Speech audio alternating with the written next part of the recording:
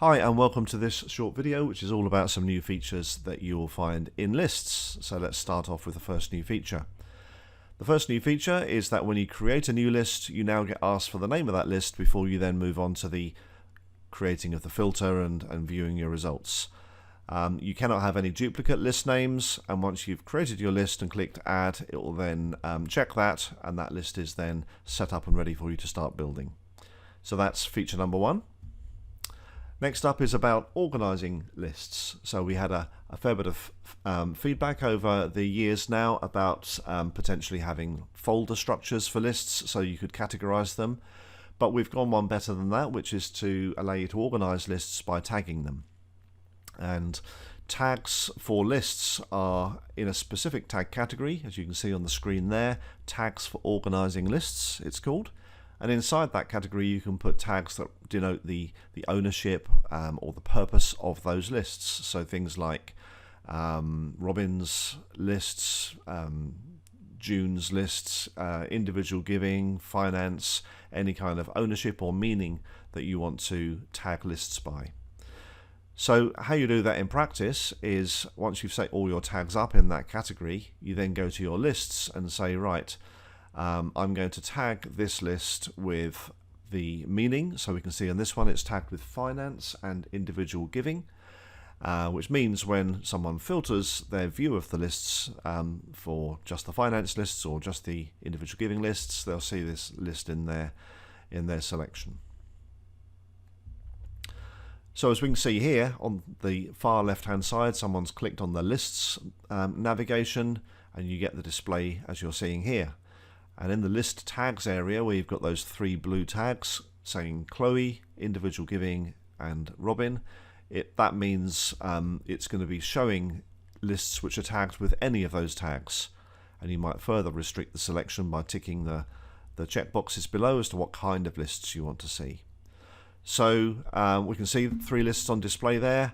That selection, those tags in that selection box there, will be remembered next time you come back to here, so you don't have to remember just to reselect your view of the lists every time. Next is a small feature which we've added that was asked for about some lists that get kind of changed accidentally by some people when they use them. Maybe they change the filter or they change the column selection or whatever it's going to be. When you lock a list, it prevents accidental changes from happening. So it's not a deep security feature. It's not something that you can enable certain people to do or not do. But once a list is locked, it can't be changed. You have to unlock it again in order to then change things about that list. So it's a way of protecting lists that you might, for example, want to use at the end of every month and know that they haven't been changed inadvertently by somebody. List info is a new little thing that's been added, which is the piece in italics there showing you when that list was created and then when it was last run, by whom, and how many rows were returned in that list. So a useful bit of information there in list info. Show in menu, a feature that's been there some time. If you recall, the constituent navigation item on the far left, when you click it, it expands and it shows you all constituents as the first thing, but then also any lists which have been marked as show in menu are shown there. Previously that was a global setting, but now you can actually make it personalized. So when you define a list as show in menu, as this little excerpt from that screen, a list screen shows, you can further say which users get to see it in their show in menu list on the left hand side. So this one is being enabled for Daniel, Janet, Lucy and Robin, so that when they look at their show in menu list it will appear there. If that box was empty, everyone would see it. So you can be very precise about who does and doesn't see it. Okay, a lot of new things in filters. So let's start with filtering and the ability to make sense of your filter a bit more. So we've now added some headings across the top of the filter where it says and/or and the bracket, field, comparison value. They're all headings which now are shown there to give you a clue as to what the things underneath mean. You can also use the arrows on the far right hand side to move up or down each particular statement within the filter. So if you have a long filter and you want to group certain things together because it makes it easier to read, then you can move them around and take them out altogether if you want to with the X button. But that's just an ease of use feature there to make it easier to understand your filters. Next in filters is the drop-down capability. So if you're filtering on any field like constituent type or activity type or product or fund that naturally has a drop-down list in Donorfy, then the filter in lists will now also provide the corresponding drop-down, so you can choose the appropriate value from it rather than have to type it in and spell it right. So that's drop-downs on lookups. Got some new comparison types. So the first one is in the list and not in the list. These are lists with small l's, as it were. So this is like a testing or a comparison operator which says, in this example, constituent type is in the list of or in any of individual, company and trust. The inverse is also available, so you can filter for example, constituent type is not in the list of individual, company and trust. So it's a quick way, a much neater way really, in building your filters to succinctly say the things you want to include or exclude according to values that you type in, and they're comma delimited like those ones are there. Next comparison is the contains or doesn't contain. So this is like a sliding string search within, it can be the beginning of, the middle of, or the end of any string. So we're saying in these examples, find anyone with a last name that contains MIT, or find anyone with a last name that does not contain MIT. So you can imagine that would bring back different results or the opposite results accordingly. Last comparison to show you here is the between and not between comparison. So again, rather than create multiple rows in your filter, like for example in this date one, checking a date between two dates used to be one row saying greater than or equal to, and then another row saying and less than or equal to two dates. You can now do it in one neat place, and those from and to the 1st of March and the 5th of March are inclusive, so it'll include 1st of March and 5th of March in that range. You can do it with numbers, you can do it with text fields as well, so not just dates.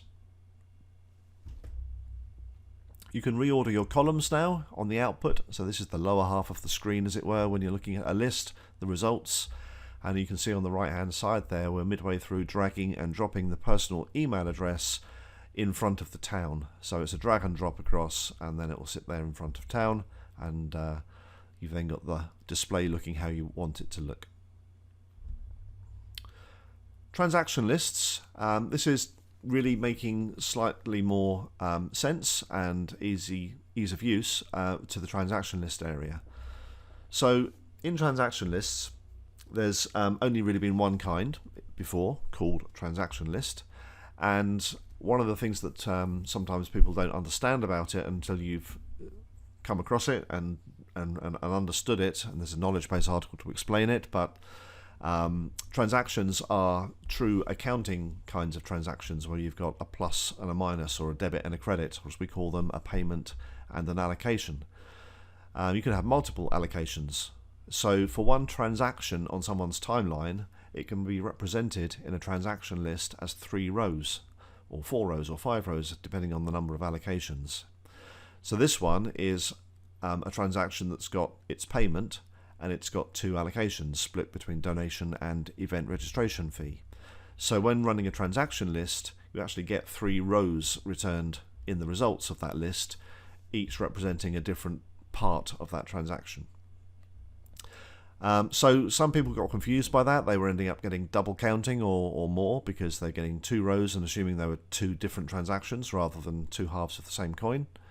So what we've done now, well, what you had to do in those times was to add something to your filter to only report one part or the other. So like this filter is saying at the end of it, and type equals payment. So there, that results in just showing the payment part, not the 2 allocations. And it could be the other way around, type equals allocation, in which case it would show you the allocations and not the payment. So that's how using transaction lists has to be done up until now.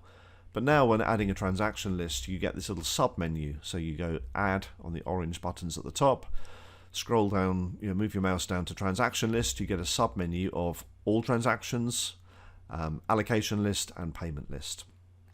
All transactions list does exactly what the old one did. It's the traditional transaction list. It includes allocations and payments, and you'd have to use your filter to say type equals allocation or payment if you wanted to separate them out. But now if you choose allocation list, it will only ever show you the allocations. No need to use a filter. And the inverse is true. Choose payment list, only ever shows you the payment part of a transaction. And no need to filter on that. Okay, so that's intended to simplify and reduce the scope for getting things wrong, really, in creating lists with transaction lists in Donorfy. Now on to custom fields. So custom fields are available in Donorfy in activities, and they're defined by activity type, and tags as well. So in this example on the screenshot, we're adding an activity. The activity type is volunteering activity, which means that the custom fields shown are the ones that have been set up for volunteering activities. They're the ones under all the standard fields and the two red switches. Underneath that you've got two text fields that have been defined with a label, location and project, and you've got a start date and end date, a number of hours and a timesheet, yes or no. So these are custom fields that have been given meaning while setting up the activity type. Now the problem with that historically has been that in Donorfy then, when producing a list of activities in Donorfy, because the labeling of these fields can be different across all your activity types, Donorfy didn't know what to call the heading of each column. So it would call them text 1, text 2, the more generic names for them, date 1, date 2, date 3, whatever. So you'd then have to remember what they meant in order to make sense of them when creating your list. No longer the case, thankfully. So what you now get is when you're creating, in this case, our activity list, at the top of the filtering area, you get this include area, which is where you then choose your activity type for this list. So it's a list for this one activity type.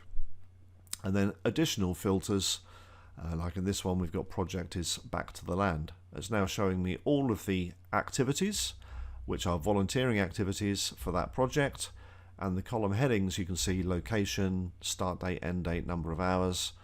They are all the proper label names for those fields, not text 1, date 2, number 1, which it would have been in the past. That also applies in the filter. So if you look at the second part of the filter where it says project equals back to the land, that drop down of all the fields in Donorfy now includes these custom field names rather than text 1, text 2, whatever, equals back to the land. Alright, and exactly the same principle applies to tags. So when you're running a constituent tag list and you want to find, and you want to see the custom fields with their proper meaning, then the same solution applies. And that should make things a lot easier for people who use those features a lot. Then lastly, move on to custom list types. This is a feature for people who are on their own Azure database, which you would know if you were.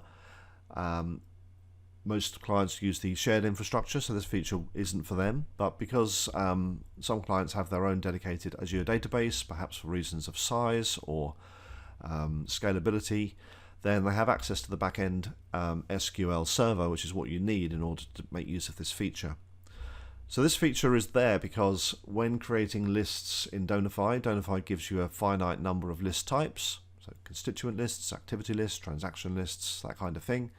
And for each list type, you get a definitive set number of fields and their meaning. So you get all the name, address fields, total amount given this year, last year, that sort of thing.